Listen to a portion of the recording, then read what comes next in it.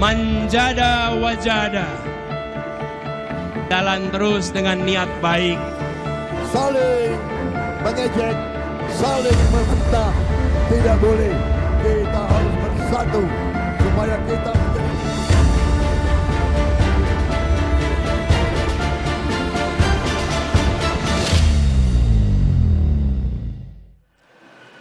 Ya, untuk mengulas tumbangnya Anies Baswedan di DKI Jakarta berdasarkan rekapitulasi KPU sudah bergabung bersama kami ada Direktur Eksekutif Parameter Politik Indonesia, ada Mas Adi Praitno, ada juga Bang Viva Yoga yang merupakan Direktur Jubir TKN Prabowo Gibran dan juga Jubir Timnas Amin ada Mas Indra Karismiaji. Selamat sore Bapak-Bapak semuanya. Terima kasih sudah bergabung bersama kami di Bersatu Kawal Pemilu. Kita langsung bahas mengenai hasil rekapitulasi yang tadi sudah diumumkan di KPU khususnya untuk DKI Jakarta. Kita ke Mas Adi dulu. Mas Adi, kita tahu bahwa DKI Jakarta sebenarnya kan Anies Baswedan di sana baru satu pemilu ya di sana dan menang. Apa kemudian yang menyebabkan Anies Baswedan bisa kemudian kalah dibandingkan dengan Prabowo Gibran meskipun selisihnya juga tidak jauh beda? Ya, saya kira memang ini tidak terlepas dari gempuran-gempuran politik dari kubu nomor 2 ya. Karena apapun judulnya, kubu nomor 2 ini kan menggabungkan dua kekuatan besar, yaitu kekuatan politiknya Jokowi dan kekuatan politiknya Prabowo Subianto. Jadi dalam konteks itulah kemudian sebenarnya mudah untuk dijelaskan kenapa misalnya hasil penghitungan suara di Jakarta Anies itu kalah dengan Prabowo Subianto. Bahkan kalau kita melihat hasil Pilpres 2 kali sebelumnya, 14 dan 2019, Prabowo sebenarnya unggul secara signifikan ya di Jakarta dibandingkan dengan Jokowi. Ya, sebelum ada Anies, kalau mau jujur, Jakarta ini juga disebut sebagai basisnya Prabowo Subianto. Dan dalam banyak hal, basis pemilih Anies ini kan beririsan dengan pemilihnya Prabowo Subianto.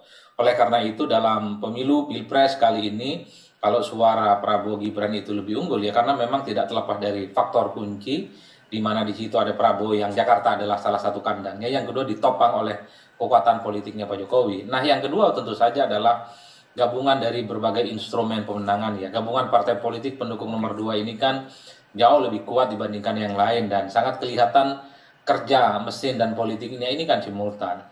Di mana di situ ada Gerindra, kemudian ada Golkar, ada PAN, ada Demokrat dan partai-partai kecil seperti PSI yang saya kira memang cukup agresif melakukan kampanye-kampanye politik, termasuk misalnya influencer-influencer ternama ya, ada Raffi Ahmad, ada Ria Ricis di situ dan seterusnya. Jadi tiga varian menarik yang kita perhatikan juga sebenarnya Mas Adi kan PKS sendiri masih unggul baik di tingkat DPRD maupun di tingkat pileg nasional ya. Apakah kemudian ini ada mesin yang malfunction di sini atau memang kalau kita katakan bahwa karena ini merupakan gabungan partai politik sehingga kemudian dominasi partai-partai besar ini yang kemudian membuat Prabowo Gibran masih unggul mengalahkan Anies Baswedan di DKI Jakarta. Ya saya kira memang tidak bisa untuk memenangkan Anies itu hanya mengandalkan kekuatan politiknya PKS ya. Bahwa PKS juara di Jakarta misalnya itu tidak ada yang bisa membantah. Tapi saya kira untuk memenangkan Anies secara signifikan dibandingkan dengan yang lain, saya kira partai-partai politik yang lain seperti Nasdem dan PKB itu harus kerja keras. Per hari ini memang PKS itu kelihatan kuat karena memang sejak awal Jakarta ini merupakan salah satu lumbung kekuatan politik PKS. Jadi bagi saya tidak apple to apple untuk melihat PKS kuat kemudian Pilpresnya kalah Anies. Bagi saya kalau Pilpres itu kan adalah kekuatan politik yang melampaui kekuatan-kekuatan politik partai. Banyak orang yang memilih dalam Pilpres tidak memilih partai. Banyak orang yang memilih Prabowo Subianto itu lintas partai. Banyak juga yang memilih Anies dan Ganjar juga lintas partai. Oleh karena itu bagi saya tidak bisa diiris satu persatu siapa yang menang pilegnya dia akan menang Pilpres. Bagi saya itu adalah sesuatu yang memang belum ada garis korespondensi historisnya. Bahkan kalau mau jujur sebenarnya 2015 yang lalu PDIP loh dapat 25 kursi. Ya, tapi per hari ini mereka suaranya turun secara signifikan dan tidak mampu. Langsung kita tanyakan mungkin ke pihak 01 Timnas Amin dan Mas Indra di sini. Mas Indra, kita tahu bahwa DKI Jakarta ini hasilnya Anda puas tidak Timnas Amin dengan hasil ini? Artinya bahwa harusnya kan ini menjadi kantong yang besar bagi pasangan Amin. Ya, kalau dikatakan puas tentunya kita melihat dari hasil quick count saja kami tidak puas. Makanya kami juga akan mengambil dua jalur kan. Jalur hukum akan kami ambil melalui Bawaslu, melalui MK. Itu memang sudah tim hukum kami mempersiapkan. jalur politik pun akan kami dorong terus melalui hak angket. Jadi kita nggak bisa melihatnya dari sisi kuantitatif saja, dari angkanya menang 02, tetapi proses untuk bisa memenangkan itu yang tentunya sudah menjadi pembicaraan banyak pihak ya, mulai dari para guru besar, akademisi, tokoh agama, tokoh masyarakat, pekerja seni, sampai bikin film Dirty Vote itu yang memang membuat kita perlu ungkap ini sebetulnya ada apa. Jadi Anda merasa bahwa kemenangan Prabowo Gibran di DKI Jakarta ini juga masih menjadi bagian dari hal-hal yang dianggap harus dipertanyakan begitu oleh Timnas Amin? Ya kita bicara nggak hanya DKI Jakarta ya, seluruh Indonesia kan begitu. Ini banyak pihak yang mengatakan memang ini 2024 ini adalah pemilu paling brutal kan. Yang kita perlu ungkap apakah memang terjadi abuse of power di sana, terjadi kecurangan di sana. Itulah makanya kubu kami sudah semakin yakin untuk mengambil dua langkah hukum dan langkah politik. Oke, yang Anda lihat apakah sebenarnya kekalahan ini juga bisa menjadi bahan evaluasi kah kepada Timnas Amin yang mungkin ada aspek-aspek lain yang menentukan kurangnya suara yang didapatkan 01? Kalau dari sisi perjuangan kami sih sudah maksimal dengan apa yang kami miliki. Kami betul-betul berjuang dengan ibaratnya kalau kita perang nih kita pakai bambu runcing gitu. Jadi sebetulnya dengan angka yang misalnya DKI Jakarta tipis itu dengan lawan kekuatan begitu besar, sebetulnya itu juga sebuah prestasi. Tetapi kami yakin bahkan kalau angkanya bisa lebih dari itu, makanya tadi kami akan melanjutkan perjuangan ini, tidak patah semangat, tidak menghentikan perjuangan, tapi perjuangan kita lanjutkan.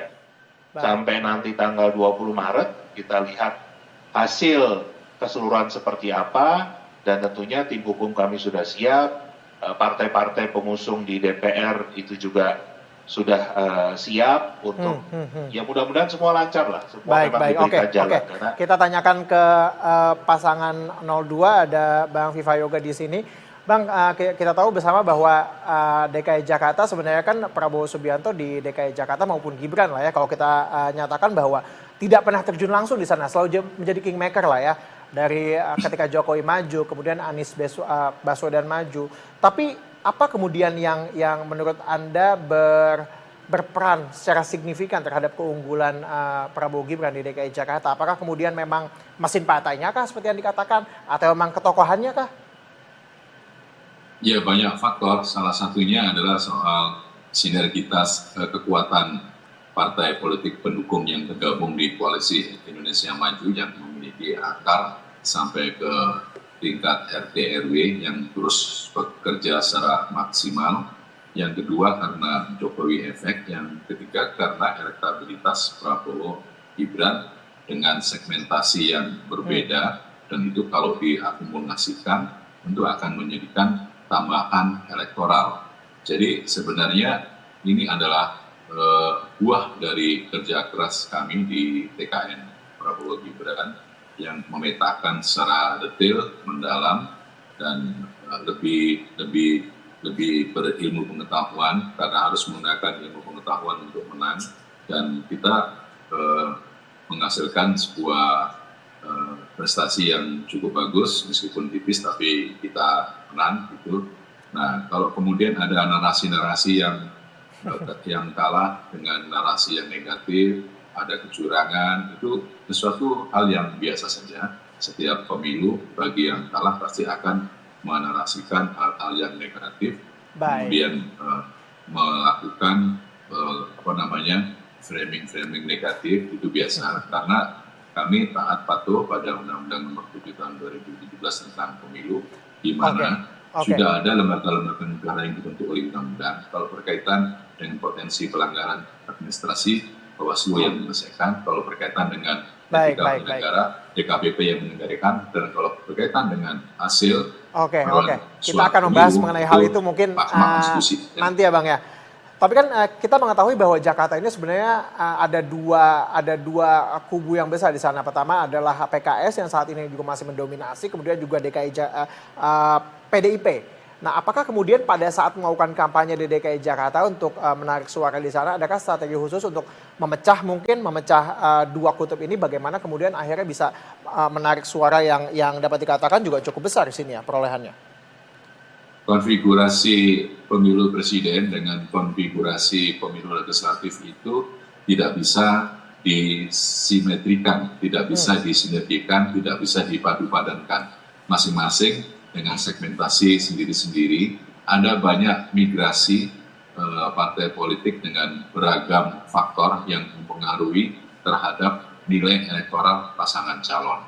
Jadi kalau itu yang terjadi, maka yang dibutuhkan adalah kekuatan-kekuatan elektoral dari pasangan calon, kemudian organisasi partai yang bekerja sebagai mesin untuk pendulang suara, dan program-program yang langsung menyentuh kepada akar rumput, pada segmentasi berdasarkan pengeluaran yang ada, dan ini akan bisa tercatat sebagai hal yang baik dalam proses untuk membuat program-program yang efektif di dalam kampanye. Dan kami melaksanakan hal itu, dan alhamdulillah dengan perjuangan yang relatif lumayan berat, kami bisa memenangi di DKI Jakarta. Baik, kita tanya lagi ke Mas Adi. Mas Adi, kita tahu bersama bahwa di sini kan Prabowo Gibran yang unggul ya Mas ya. Apakah kemudian ini akan merubah peta dan juga dinamika dari Pilkada DKI Jakarta ke depannya? Karena kita tahu bahwa sebenarnya meskipun Prabowo Gibran yang unggul, tapi dalam kenyataannya di tingkat DPRD maupun di Pileg itu kan tetap partai itu saja yang kemudian mendominasi. PKS, PDIP, kemudian Golkar dan juga PSI kalau di tingkat nasional. Ya, saya kira memang peta politik di lokal, Jakarta salah satunya, ini kan tidak bisa dibaca secara simetris dengan kekuatan politik di Pilpres ya. Meski per hari ini kita sering mendengar bahwa koalisi di Pilkada itu dimaksimalkan, diupayakan, diutamakan, akan berkoalisi dengan paslon-paslon yang sedang berkongsi saat ini gitu ya. Tapi tidak ada yang bisa menjamin bahwa misalnya kubu nomor 2, kubu nomor 1, ini pasangan partainya ini akan terus solid ya di semua pilkada di seluruh Indonesia yang saya kira jumlahnya sampai 520 itu. Pasti ada saat bersamaan saling bersaing dan saat bersamaan juga saling berkoalisi. Nah di Jakarta, Gerindra memang mampu menghantarkan kira-kira begitu Prabowo Subianto, kader mereka, ketua umum mereka sebagai presiden. Tapi kalau kita membaca survei misalnya, tidak ada kader Gerindra yang punya nama besar. Ada namanya Pak Riza Patria, tapi kan namanya masih di bawah nama-nama besar yang lain. Masih di bawahnya Ridwan Kamil gitu ya, masih di bawahnya Ahok, masih di bawahnya Pak Anies Baswedan dan seterusnya. Itu yang menurut saya soal bagaimana kita melihat kekuatan politik di Pilkada akan berbeda di Pilpres. PKS misalnya, sekalipun dia menang Pileg di Jakarta di 2024, kursinya di kisaran angka 18 sampai 19 kursi, itu per hari ini belum ada figur-figur yang kelihatan terlampau menonjol kuat secara signifikan. Bahkan PKS itu selalu mengafiliasi dirinya dengan Anies Baswedan, yang sangat mungkin akan mereka lirik untuk maju di Jakarta. PAN misalnya, suaranya nggak signifikan di Jakarta, ya, dia kelas menengah misalnya. Tapi PAN ini punya nama besar, namanya Pak Bima Arya yang saat ini menjadi wali kota Bogor, yang beberapa waktu yang lalu billboard dan balihonya itu sudah muncul di mana-mana, populer gitu, anak muda, lulusan luar negeri, mantan lembaga survei dan seterusnya. Apakah ini juga bisa menjadi patokan kemudian ancar-ancar di DKI Jakarta bagaimana pilkada selanjutnya? Ya saya kira memang begini Mas Reza, soal koalisi di pilkada ini kan pikiran partai politik soal untung dan rugi. Kalau berkoalisi dengan partai politik yang lain, kira-kira mereka sebagai partai dapat apa? Apakah dapat sebagai calon gubernur, apakah dapat sebagai calon wakil gubernur? Itu kan tawaran yang pertama. Tanpa itu semua partai ini akan mencoba untuk mencari teman koalisi yang lain. Karena kalau melihat perolehan Pileg DKI Jakarta di 2024, semua partai politik itu wajib hukumnya berkoalisi. Karena belum ada yang mencapai ya ambang batas untuk mencalonkan diri sebagai calon gubernur dan wakil gubernur. Dengan catatan, Gubernur Jakarta itu dipilih secara langsung karena draft dalam undang-undang kekhususan Jakarta per hari ini itu masih ditunjuk oleh Presiden. Oke. Kita tanya ke Mas Indra. Mas Indra, menyikapi hasil ini apakah kemudian koalisi sudah membahas nih terkait dengan mungkin potensi adanya koalisi lanjutan di Pilkada DKI Jakarta? Di Timnas Amin itu kita masih fokus tentang Pilpres karena proses Pilpres ini belum usai, Mas. belum ada pengumuman resmi dari KPU siapa pemenangnya, dan kami ini timnas Anies Mohaimin untuk calon dan calon presiden dan calon wakil presiden, bukan calon gubernur DKI Jakarta atau calon wakil gubernur DKI Jakarta. Jadi kami sama sekali tidak ada pembahasan ke arah sana. Memang banyak mencuat kan isu-isu seperti itu. Hari Jumat yang lalu 8 Maret Capres kami sendiri juga mengatakan itu hanya isu belaka, karena memang di Timnas sama sekali tidak ada pembicaraan seperti itu. Mungkin beda di level partai pengusung ya, mungkin masing-masing partai pengusung sudah ada pembicaraan internal partai, tapi tidak ada hubungannya sama sekali dengan Timnas Amin. Di kami masih menghormati proses Pilpres yang memang belum usai, jadi kami pastikan dulu tanggal 20 Maret itu hasilnya seperti apa. Kemudian langkahnya yang sudah kami siapkan tadi, langkah hukum dan langkah politik. Jadi bukan langkah pilkada nih. Ini kita bicara Timnas Amin ya. Artinya bahwa Anda mengkonfirmasi bahwa pembicaraan mengenai Anies Baswedan yang kembali diajukan kembali di Pilkada DKI Jakarta itu belum ada hingga saat ini ya? Meskipun suara-suara dari luar sudah ada. Sama sekali di Timnas Amin tidak ada pembicaraan itu. Jadi memang kami fokus untuk menyelesaikan dulu proses Pilpres ini sampai tuntas, sampai usai. Bagaimana suara rakyat itu dijaga, jangan sampai ada suara rakyat yang hilang, jangan sampai yang bukan rakyat juga ikut memilih. Itu yang kita pastikan. Jadi kita ingin supaya pemilu ini kredibel. Jadi kita kan punya pemerintah yang memiliki legitimasi yang penuh dari rakyat. Itu tujuan utama kami. Hari ini sudah ada 8 provinsi yang sudah yang sudah ditetapkan rekapitulasinya oleh KPU Pusat. Dari proyek Timnas Amin, provinsi mana lagi kemudian yang diharapkan menjadi lumbung suara dari Timnas Amin? Kalau secara detail memang sekarang semua bola ada di tim hukum, Mas. Jadi kita sendiri belum ada pembicaraan khusus tentang mana yang akan jadi lumbung, mana yang. Tapi yang jelas kan sejauh ini ada 2 provinsi yang kita yakin menang lah, yaitu di Aceh dan di Sumatera Barat kan. Itu yang sudah. Sedangkan yang lainnya ini masih belum, dan kita lihat di tanggal 20 nanti bagaimana prosesnya, bagaimana hasilnya, dan memang akan ada langkah-langkah berikutnya dan tidak berhenti di situ.